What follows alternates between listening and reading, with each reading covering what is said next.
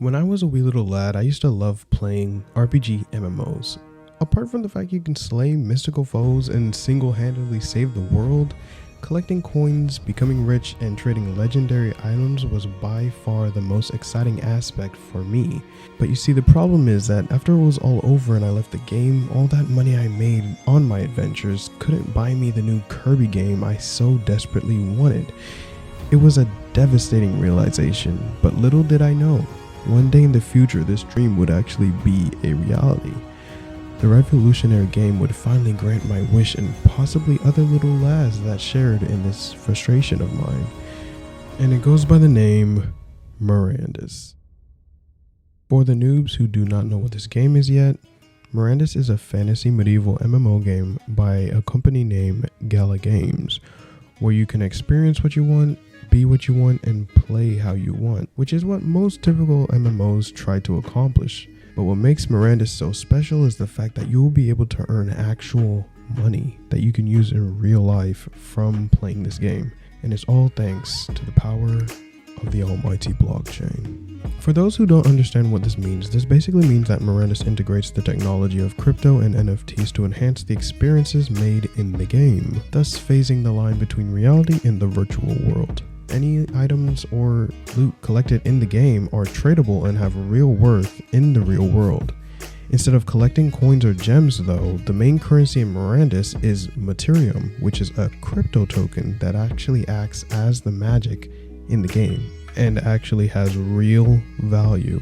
Like, you can use the money in the real world. Like, you can buy something in the real world, which is actually pretty cool, you know? Like, bro, that's kind of cool. Another thing that's pretty cool is the way Materium actually looks. Like, it has this little void bubbly look and it's just all mystical and oh my gosh, like, it's really cool to look at. They did a really good job. But that's only the tip of the iceberg where Materium is concerned, and I'll cover that in another video so you can see all the powers that Materium has. Blockchain integration changes the MMO gaming experience entirely. In a typical MMO, towns and shops would hold no value and are run by some lifeless NPC that you have to like talk to buy loot in order to go on your predetermined quests and adventures. But in Mirandus, these virtual infrastructures will be player owned, meaning that you'll be able to actually buy real estate and they will be owned by real players, actual people that will sell you various items and services, bro. You can't lie. It's cool, bro. It's actually amazing, man. This massively impacts the immersiveness of Mirandus, and I can guarantee it will be a game where players very easily get lost in experiences. While on the topic of getting lost, Mirandus exploration will be one of the most exciting aspects of the game. Why, you ask? Because, well, my friends, there is actually no central in-game map.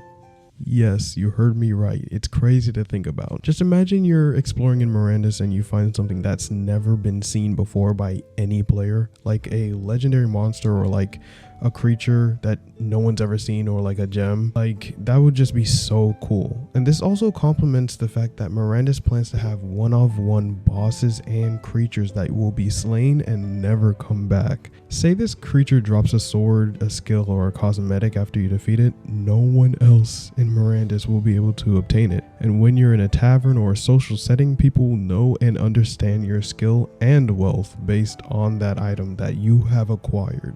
What adds even more excitement is that possibly because of no central in-game map, the devs could update things in the game all the time and players would have no idea what or where it is until someone stumbles upon it. However, there is a downside to this. You will get lost a lot. I mean, don't get me wrong, this makes Mirandus very, very immersive and realistic, but this makes it fairly dangerous as well, like really dangerous. Because think about it, if a real fantasy medieval world was real, you couldn't just see an unseen part of the world or even detect enemies without a map at least, which is why characters that can make maps in Mirandus will be very important. Special characters in Mirandus are called Exemplars. Exemplars are elite avatars with special abilities which allow them to perform certain actions better than others. There are 5 different types of characters in Mirandus: the elf, halfling, orc, dwarf, and human. all have variously different characteristics in the world of Mirandus. I will also go in depth about exemplars in another video because there's just too much to cover about them. My channel will mostly consist of Mirandus probably because it's the project I love the most out of all the other AAA metaverses out there. My love for fantasy, medieval, RPG, MMOs runs really deep, and the fact that I'm living in the era where the money and experiences made in the game will be connected to real life is it's just mind-boggling. The next two videos will also be Miranda videos to explain the certain topics that I went over, like exemplars and Materium. So if you like how I presented this one, don't hesitate to subscribe. It lets me know that I have an audience. While you're waiting for the next two videos, you can go ahead and watch the fan trailer I made for Mirandus. I promise you, it'll bless your soul. And with that, go out there, chase your dreams, take the leap. Buy something in the Mirandus world, maybe go outside, touch some grass, eat a big meal, have some pizza and a cold drink. I love pizza. We all love pizza. We all also love Mirandus, so cheers, good luck, and have fun in the metaverse, my friends.